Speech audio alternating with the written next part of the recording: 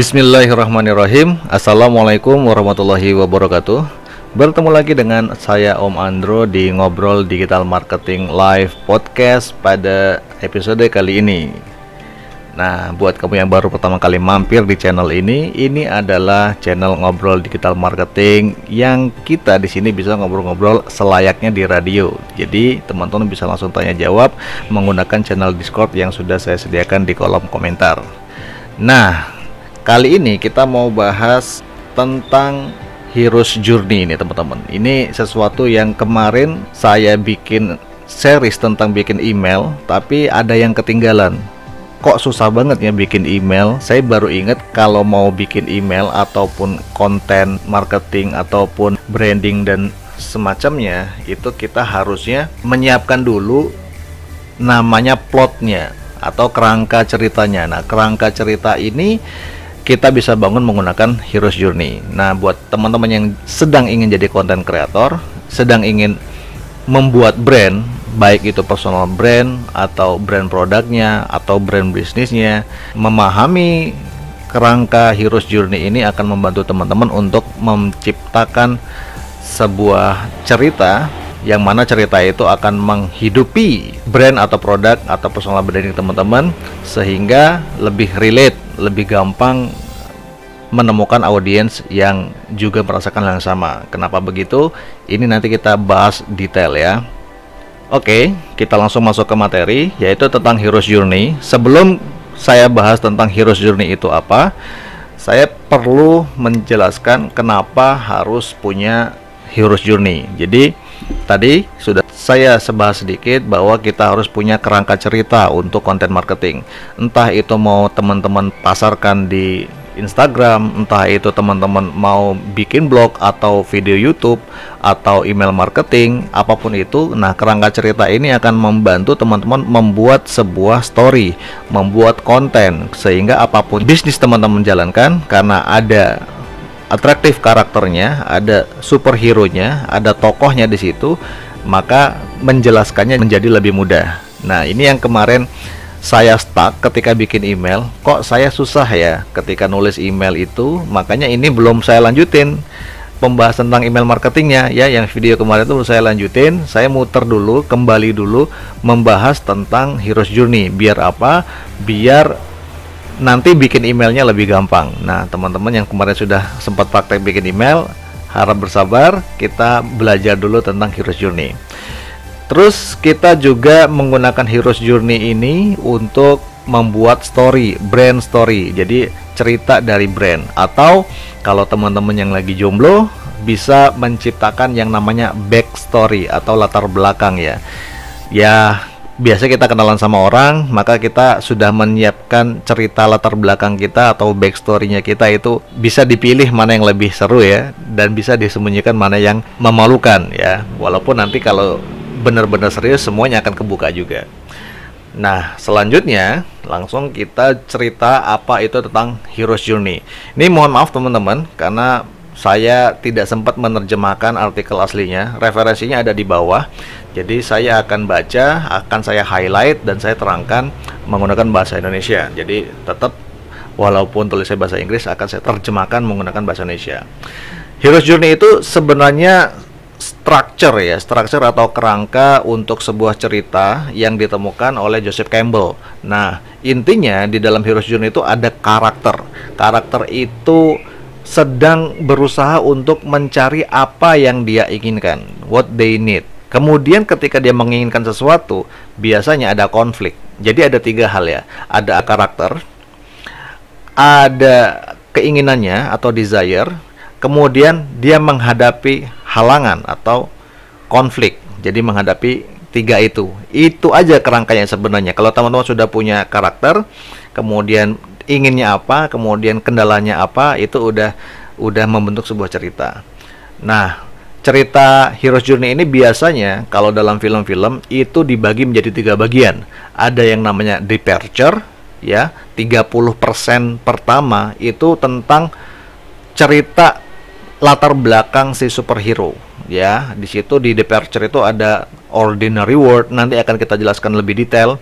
Ada adventure, kemudian Ini bahasa Inggris ya, saya nggak menemukan bahasa Indonesia, belum sempat saya cari terjemahannya, jadi saya tetap akan pakai bahasa Inggrisnya. Jadi kalaupun teman-teman nanti butuh penjelasan lebih detail, tetap bisa menggunakan kata kunci yang sama untuk dicari di Google. Nah, yang kedua ada initiation. Initiation itu setengah film biasanya tentang inisiasi ini.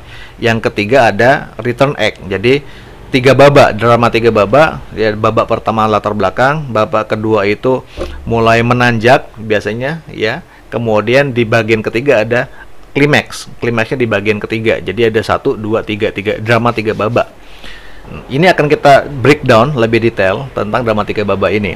Nah, coba teman-teman sekarang bayangkan film apa yang teman-teman paling suka, yang paling berkesan, yang paling dapat banget feel-nya. Gua relate banget sama si tokoh di film itu. Saya merasa mirip banget sama dia. Nah, coba teman-teman ingat-ingat dulu sekarang.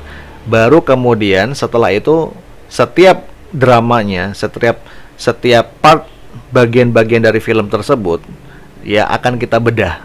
Jadi kalau film itu film Hollywood yang sukses dan laris, biasanya itu dia menggunakan structure ini, kerangka ini. Jadi teman-teman bisa langsung, oh iya nih di film ini begini, di film ini begitu. Oh ternyata ini bagian-bagiannya. Oke. Nah, yang pertama itu di Departure Act, itu kita menceritakan tentang ordinary world. Apa itu ordinary world? Ordinary world itu hidupnya sehari-hari si superhero itu seperti apa. Superhero bukan berarti harus tokoh Marvel ya, tapi hero di sini maksudnya tokoh utama lah. Nah, ordinary world-nya bagaimana? Tokoh utama itu hidupnya sehari-hari seperti apa? Di awal-awal film itu cerita tentang latar belakang, menceritakan kehidupan sehari-harinya sebelum dia bertemu apa-apa. Jadi baru mulai ini ceritanya. Contohnya kalau di film Rocky Balboa itu adalah ya mengenalkan dulu tentang seorang Rocky Balboa yang seorang petinju biasa-biasa aja, ya, bukan yang berprestasi, dan dia adalah seorang debt collector. Nah, kemudian dia cuma menjalani hidup sehari-hari tanpa semangat, kayak gitu.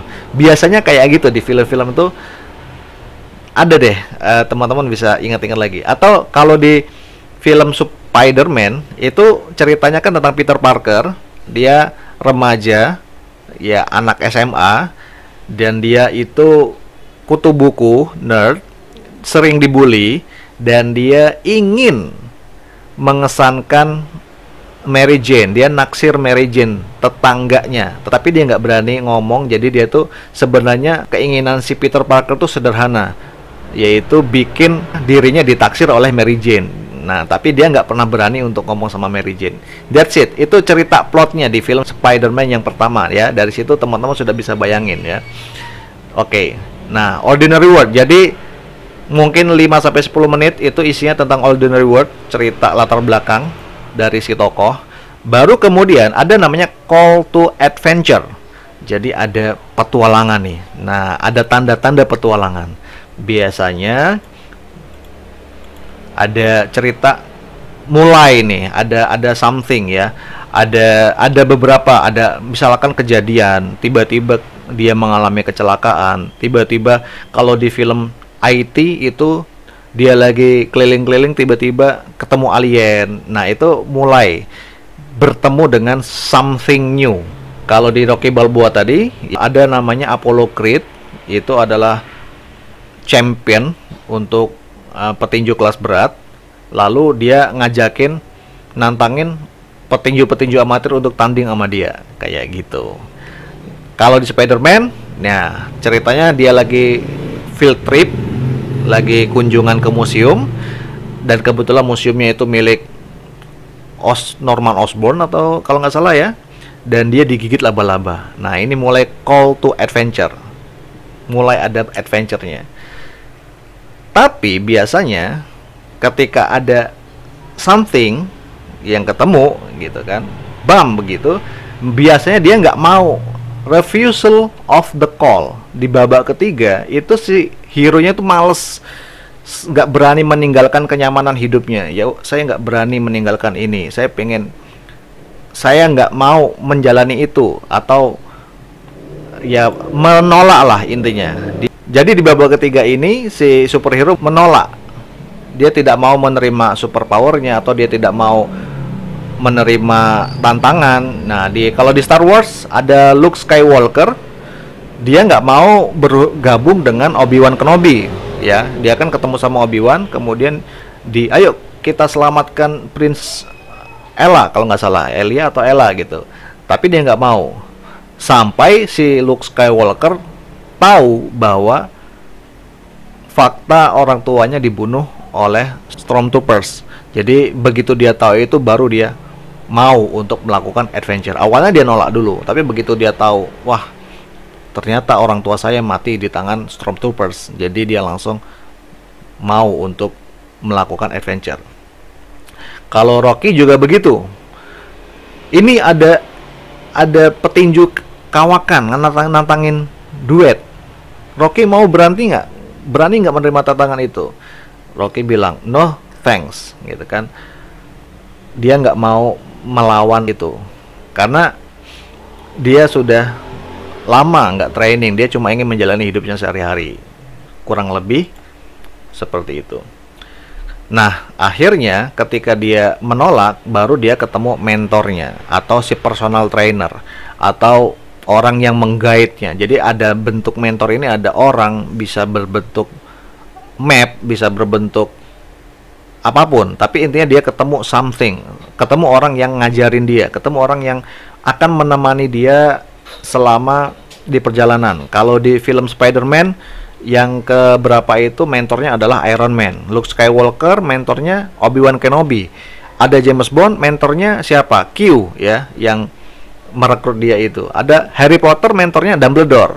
Nah, saya baru kepikiran itu yang film Hobbit mentornya siapa? Juga si penyihir. Jadi ketemu mentor, orang yang akan membimbing si hero kita ini untuk menjalani sesuatu, ya.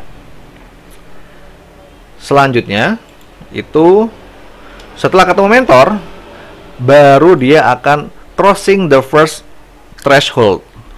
Setelah ketemu mentor, dia akan mulai masuk ke dunia yang baru. Nah, ini perhatikan ya teman-teman. Dari 1 sampai 4 ini itu di babak pertama, departure. Ada yang tadi nomor 1 sampai 4. Nah, begitu dia sudah mulai ketemu mentor, dia akan keluar dari dunia nyatanya, dunia dia sehari-hari, dia akan ke dunia yang baru. Apakah dunia yang baru itu?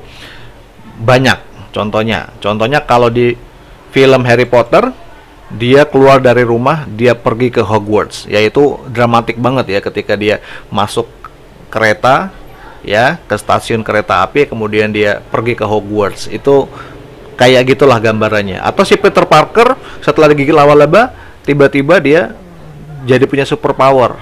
Nah, itu dunia baru. Jadi ada dunia lama, setelah bam kena sesuatu, itu adalah dunia barunya. Jadi dia menjelajahi itu. Setelah masuk ke dunia baru, akan ada tes, ujian, allies, ada kawan atau enemies. Nah, ini dia mulai mencari apa nih. Kalau di Spider-Man dia kan langsung testing tuh. Tadinya dia dibully, tiba-tiba badannya keker, ya. Dia bisa ngalahin orang yang membuli dia. Nah, kalau ini yang paling berkesan kalau di saya itu biasanya di film-film pencurian, ya. Ada Nick Fury ketika ngumpulin Avengers, ya. Ada Dom ketika ngumpulin timnya di Too Fast Too Furious. Ada film Italian Job, Ocean Eleven, Charlie's Angel, semuanya tentang berhubungan ngumpulin siapa kawan, siapa lawan, ya. Tom Cruise juga film Mission Impossible, jadi cerita dia belajar superpowernya, atau cerita dia ngumpulin teman, atau cerita dia menyiapkan untuk ke misinya. Nah, misinya apa? Nah, itu di cerita selanjutnya. Selanjutnya itu approach to the inmost cave. Nah, biasanya setelah kita melihat si superhero ini mulai mengasah skillnya, atau tokoh kita mulai berlatih sesuatu, nah itu baru kita ditampakkan musuhnya siapa, ya. Goal apa ya? Tantangannya apa? Ini musuhnya belum ketemu, ya. Belum tentu musuhnya udah ketemu, tapi kayak kita tuh baru dikenalkan, ini loh tantangan yang akan dihadapi oleh si tokoh. Dari situ kita udah, wah ini superhero-nya harus siap-siap. Selanjutnya, ordeal. Ordeal itu si superhero atau si hero-nya mengalami kegagalan, face his biggest test and fail. Ya, jadi ketika mengalami kegagalan, the protagonist must now confront their greatest fear. Jadi si protagonis harus melawan ketakutannya, melawan dirinya sendiri, melawan musuhnya. Jadi apapun yang dia takutkan dia harus mulai dilawan. Tapi ini belum klimaks ya, belum klimaks. Ini cuma baru dia ngetes aja, ngetes keberaniannya. Kalau di film Rocky Balboa itu dia mulai training, yaitu ketika ada film Rocky Balboa, ingat nggak ya, yang dia lari lawan apa ya, siap-siap untuk training, yaitu di sini.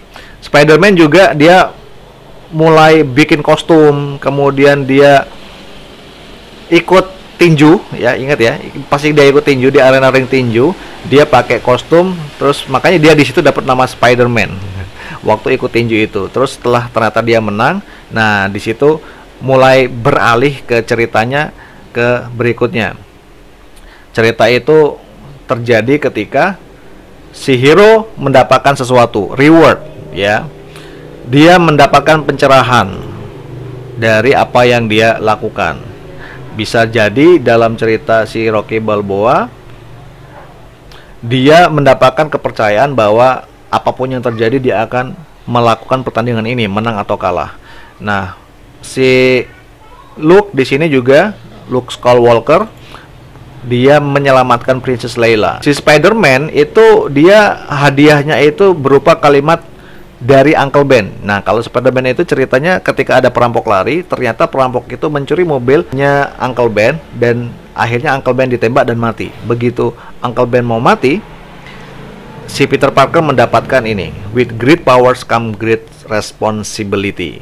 Jadi kata-kata itu yang membuat si Spider-Man yang darinya cuma main-main, ya cuma sekedar buat mengesankan si Mary Jane, tapi dia sudah mulai menjadi seorang superhero, ya. Akhirnya berikutnya the road back. Setelah dia mendapatkan apa yang dia inginkan, setelah superhero mengalami transformasi dalam dirinya, akhirnya dia harus kembali ke dunia yang lama. Jadi ini perangnya nih. Tadi kalau teman-teman lihat di sini nomor 4 Meeting the Mentor sampai nomor 10 itu setengah filmnya tentang hal itu, tentang perjuangan dia menguasai superhero-nya, membangun timnya. Dan selanjutnya kita masuk ke babak ketiga, yaitu babak klimaks. Di babak klimaks inilah dimulai dari the road back ini. Dia mulai mengikuti pertandingan atau mulai perang, atau pokoknya udah mulai seru nih kayak gitu ya. Selanjutnya adalah klimaksnya. Nah, the last battle-nya, pertempuran terakhirnya itu di Resurrection ini, di final exam-nya. Pokoknya ini yang bikin kita wah, apa ya, nggak sabar pengen. Ya kita udah tahu sih pasti superhero-nya biasanya pasti menang. Yang berani bikin superhero-nya kalah itu cuma Marvel.